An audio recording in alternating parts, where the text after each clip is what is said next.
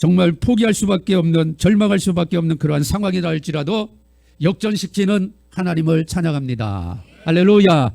자, 오늘 오후에 오전 말씀에 조금 더 이어서 아브라함 말씀을 한번 정리를 한번 더 이렇게 했으면 좋겠습니다. 그래서 아까 제가 기도 중에 또 그런 말씀들이 계속 감동이 남아서 말씀을 전합니다. 아까 오전에도 말씀했지만 75세에 너는 너의 본토 친척 아비 집을 떠나라.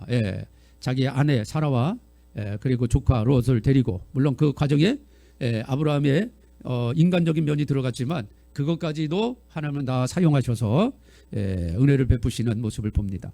자, 그래서 애굽으로 내려갔다가 애굽에서 하나님이 예상하지 않는 어마어마한 복을 받고 다시 올라오잖아요. 자, 이 복이 없으면 아브라함이 정착할 수 없습니다. 절대로 정착이 안 됩니다. 가나안은 그 무지막지한 일곱 족속 안에 들어가서 어떻게 살아요?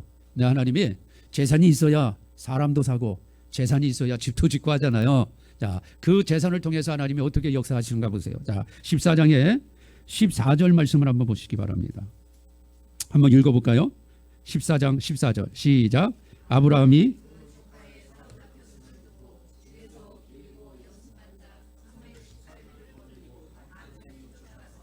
자, 이 내용은 뭐냐? 지금 이 조카를 데리고 나온 조카 때문에 아브라함이 여러 가지로 고생을 많이 합니다. 그런데 지금 이 조카가 잡혀갔어요. 그 주변에 14장 1절 보면 시나랑 아므레박과 또 엘라살랑, 아리옥, 엘라망, 그돌로메, 고이망, 이게 5명의 이 그 부족들이 연합을 해가지고 지금 이 소돔과 고모라 지역에 살고 있는데 쳐내려와서 거기 있는 사람들을 붙잡아 갔는데 거기에 롯도 지금 포함된 거예요. 롯의 가족도. 그래서 붙잡혀갔단 말이죠. 이 소식을 아브라함이 듣고 아까 오전에도 말씀드렸지만 자기 동생, 막내 동생의 아들, 막내 동생이 일찍 죽었어요. 그 아들을 거두어줬어요. 마치 자식같이 키우고 있는데 이 붙잡혀갔으면 어떻게 해요? 다시 가서 이제 가서 데리고 와야 되잖아요. 이 데리고 오는 게 쉽나요? 전쟁해야 돼요. 전쟁. 그냥 가서 내 조카 보내줘, 이게 아니잖아요. 그들과 싸워 이겨야 데리고 올 수 있는 거예요. 아니 근데 5 부족이 연합해서 전쟁을 통해서 붙잡아 갔는데 이 아브라함이 어떻게 그들을 데리고 오냐고. 근데 여러분 보세요. 하나님이 아까 애굽에서 재산 줬다고 했잖아요. 그 재산을 불리는 거예요, 아브라함이. 또 애굽에서 재산뿐만 아니라 분명히 종들도 줬을 거라고. 종들은 그 당시에 물건이니까. 그래서 목축업을 하잖아요. 자, 이제 이 사람들을 아브라함이 재산을 불리고 또 종들을 샀을 수도 있죠. 그래서 종들을 많이 사서 자기 집안에서 군대를 만든 거예요. 군대. 그 군인이 318명이라는 거예요. 자기 집에서 길리운 군인이 318명. 그러면 이 당시 군인은 지금 우리 청년들, 뭐 저도 군대 갔다 왔지만 우리 다 20대 초반에 군대 갔잖아요. 이 당시에는 이게 아니요. 한 집안의 가장들이 다 군인이에요. 그럼 이때 자식들을 많이 낳은 시대거든요. 그냥 4명만 잡자고요. 318명이면 3, 40이 1200명이 넘어. 지금 아브라함이 거느리는 식솔들이에요. 목축업이나 이런 걸 통해서. 그러면 이들을 먹여주고 이들을 관리할 수 있는 재력이 있어야 되잖아요. 재력이 없이 이게 어떻게 되냐고. 참, 그래서 여러분 이렇게 성경을 볼 때 이런 부분을 이렇게 좀 이렇게 깊게 이렇게 보시면서 하나님의 이런 엄청난 이런 은혜들을 한번 경험해 보라는 거죠. 아브라함이 그 조카 사로잡힘을 듣고 집에서 길리우고 연습시켰어요. 그러니까 평상시 목축업도 하지만 순간순간 전쟁이 일어나니까 이 전쟁 훈련도 하는 거예요. 이 목자들이 싸우는 그래야 내 양을 지키고 내 가족을 지킬 거 아니에요. 이런 사람들이 318명이라니까. 그러니까 적어도 뭐 가족들까지 하면 1000명은 잡아야 돼요. 1000명. 이 정도를 거느릴 정도로 하나님이 복을 주신 거예요. 이 짧은 시간에. 이해되시죠? 이게. 그러니까 하나님의 약속을 믿고 아까 우리 말씀처럼 내 안에 있는 롯을 떠내버리고, 이건 내가 의지할 수 있는, 하나님보다 뭔가를 의지해야 막 이런 거거든요. 이런 걸 떠나보내고 하나님이 주시는 지혜와 총명이 있어야 돼요. 요셉도 그랬고 다니엘도 그랬고 다윗도 그랬고 모두 다 하나님이 주시는 지혜와 총명이 있어야 믿음의 지도가 나오는 거예요. 믿음의 지도가. 계획서가 나오고 그게 동서남북 바라보고 종과 행무로 걷는 거죠. 그리고 늘 예배의 삶. 이게 될 때 이게 여러분 생각을 해보세요. 그 당시에 부부가 나오고 자기 조카 데리고 나오고 뭐 재산이라고 얼마 있었어요. 근데 단시간 내에 이렇게 부어져요. 이게 사람이 이거 노력해가지고 이게 되겠냐고요. 우리 성도님들 또 우리 젊은이들이 물론 이렇게 사람이 노력해서 오는 그 복도 있겠지만은 그거는 그냥 내 가족 그냥 나나 그냥 우리 가족이나 먹고 사는 복이지 하나님의 일을 하는 복은 아니에요. 하나님의 일을 하는 복은 하나님이 개입하시는 복을 받아야 돼요. 예. 그런 복을 받으십시다.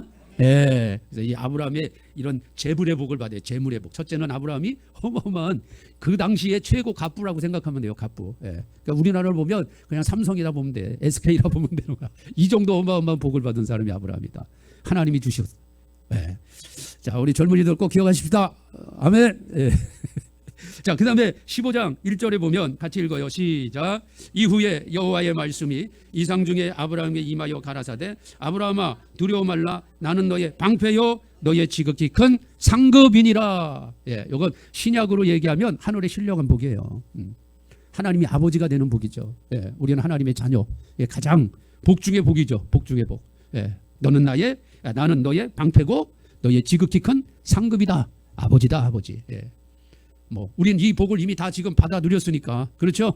그러나 이 구약 시대에는 이게 어마어마한 거예요. 지금하고는 상황이 다르니까. 율법 시대하고 지금 이때는 율법 시대 이전이잖아요. 율법이 나오기도 전인데 이때 내가 너의 방패고 나는 너의 상급이다. 어마어마한 거죠. 창조주가, 전능자가.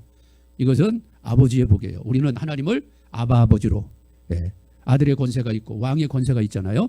그 믿음을 가지고, 예, 악한 어둠의 세력도 지난번에 말씀처럼 예수의 이름으로 명령해서 쫓아버리고 예수의 피를 발라서 들어오지 못하도록 막아버리고 그 권세가 우리에게 있습니다. 예, 이 복을 받은 사람이에요. 아브라함이. 그다음에 이제 또 아브라함이 어떤 복을 받았냐 하면 아까 자기 그 조카 때문에 참 고생을 많이 하는데, 예, 그 19장에 보면 29절 말씀이 있어요. 그 말씀도 같이 읽어봅시다. 자, 19장 29절 시작.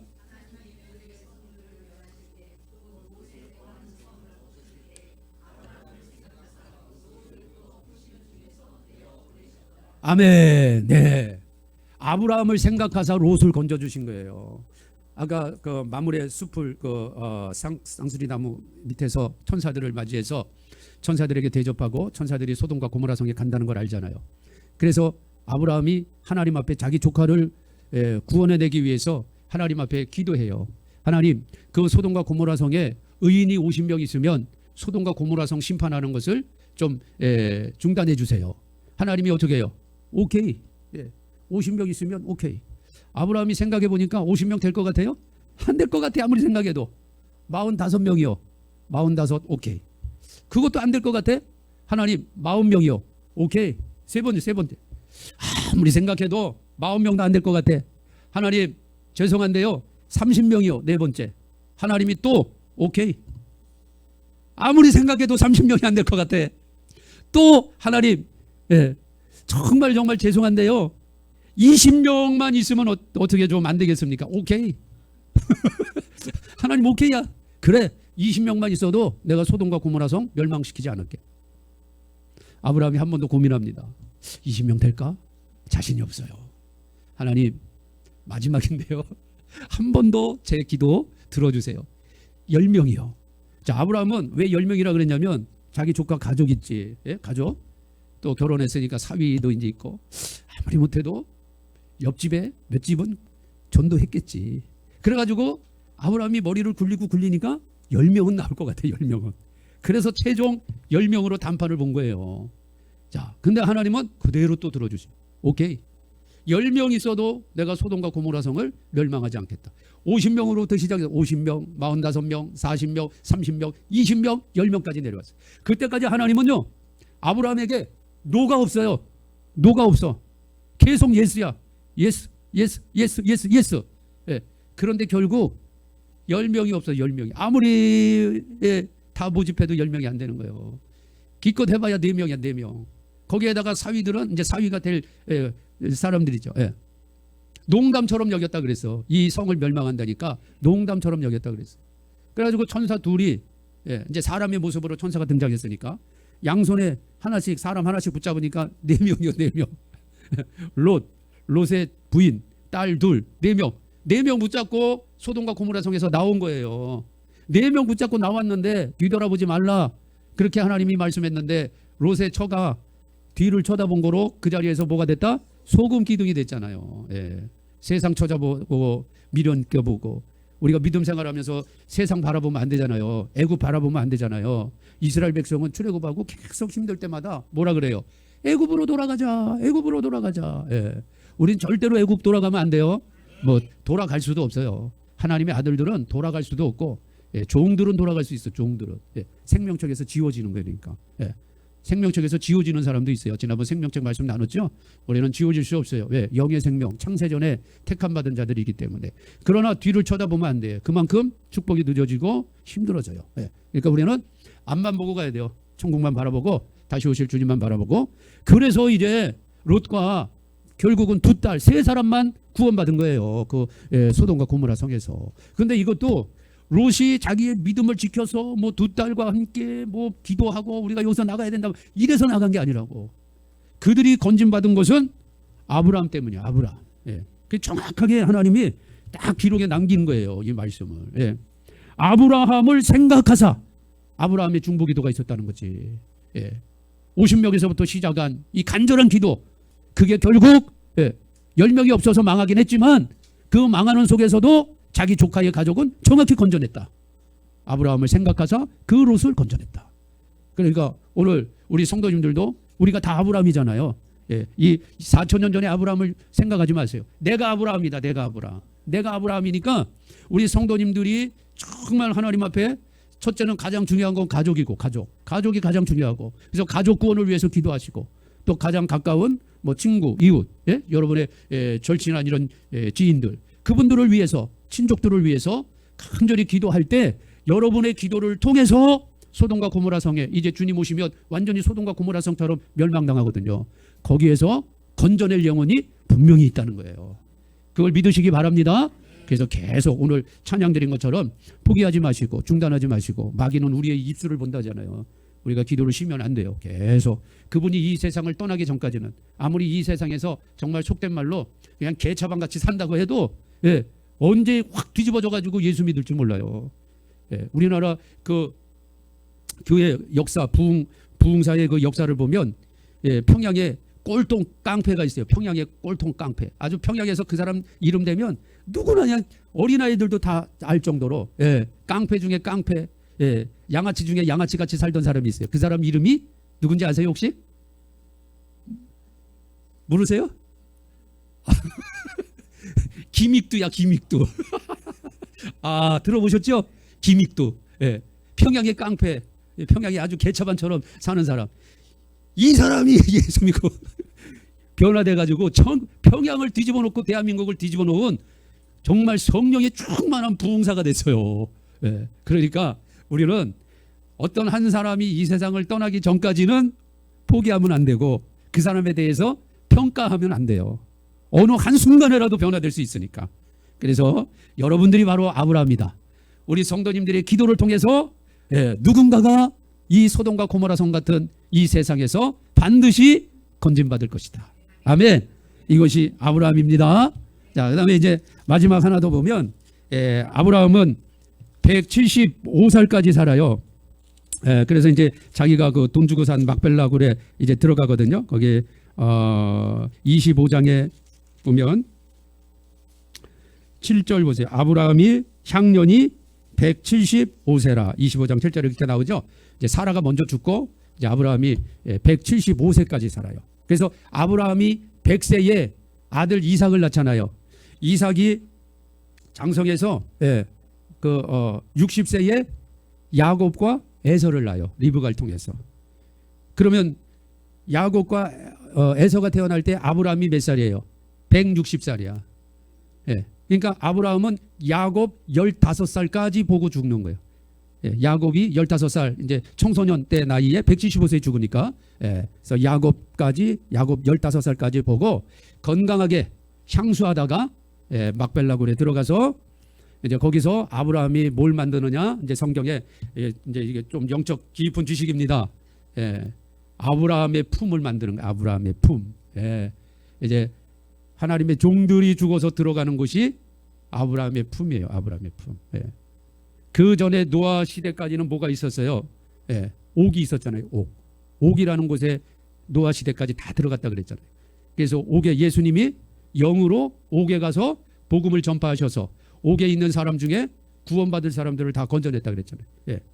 그러니까 그 이후에 이제 아브라함이 죽고 아브라함이 무덤, 아브라함의 품이 만들어지는 거예요. 그래서 예수님이 직접 말씀하셨죠. 부자와 거지 나사로를 통해서. 거지 나사로가 어디에 들어갔어요? 아브라함 품에 들어가 있잖아요. 예, 아브라함 품. 이 반대편을 음부라고 생각하면 돼요. 음부. 하나님 모르는 사람들이 들어간 것이 음부다. 그래서 아브라함이 이때 죽고 몇 꼴에 죽고 이제 175세에 건강하게 살다가 향수했다.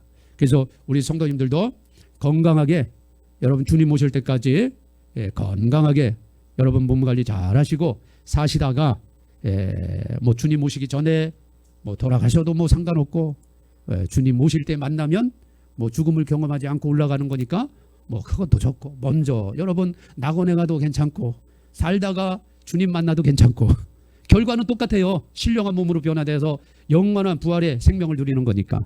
그러나 이제 이 땅에 살아가시는 동안 우리 성도님들 건강하시기 바랍니다. 그래서 믿는 자에게 표적이 따르는데 귀신 쫓아내고 새 방언 뱀을 집으며 독을 마셔도 해받지 않고 병든 자에게 손을 얹은 즉 나으리라. 그런 치료의 역사가 있으니까 여러분도 또 내가 아플 때 나를 위해서 자신이 기도도 하시고 또 주변 사람들을 위해 기도도 하시고 또 주님이 주신 육체도 잘 관리하시고 건강하게 여러분 사시면서 하나님 사역 잘 감당하시면 되겠습니다. 자, 이렇게 그냥 간단하게 여러분 말씀을 정리했어요. 그러니까 아브라함이 받은 복입니다. 아까 갈라디아서 말씀 봤죠? 믿음 안에 들어오면 누구든지 아브라함과 함께 복을 받느니라. 그래서 아브라함이 받은 복 이렇게 정리가 됐으니까 다시 한번 여러분 이런 말씀들 성경 말씀과 잘 이렇게 연결시켜서 나도 아브라함과 같은 그런 믿음의 삶을 살고 아브라함처럼 복을 받아야 된다.